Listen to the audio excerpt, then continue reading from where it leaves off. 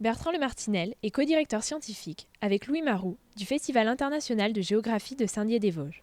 Un homme très occupé qui a bien voulu cependant répondre à nos questions. Le rôle des co-directeurs scientifiques, c'est évidemment la programmation scientifique du festival, en sollicitant évidemment les collègues universitaires qui vont venir faire des conférences de haut niveau, mais accessibles au public. Je rappelle, c'est un festival et pas un colloque universitaire. Donc il faut être capable de parler à une assemblée relativement large ou même parfois très large. Le festival, c'est un thème et un pays invité. Bertrand Lemartinel nous décortique le programme de cette année. Il y a d'abord le thème principal qui est le paysage, le thème se déclinera en 5 itinéraires.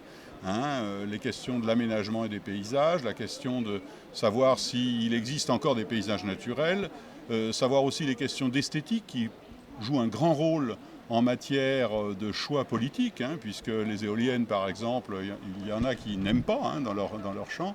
Également la question évidemment de la valeur du paysage. Et toutes ces questions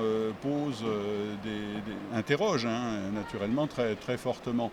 Il y a également la Turquie, le pays invité, et qui va être, disons, à la rencontre de 3 mondes et qui pose actuellement évidemment des problèmes géographiques considérables. Salon du livre, de la géomatique, de la gastronomie. Difficile de tout suivre, surtout lorsque l'on est passionné.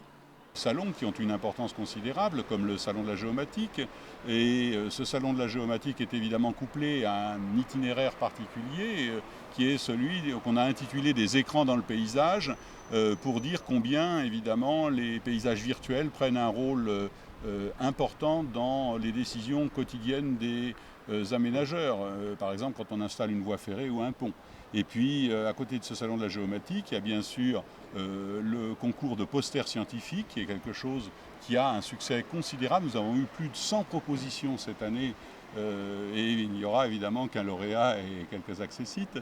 Et puis naturellement le salon de la gastronomie, tant la gastronomie est importante pour la géographie.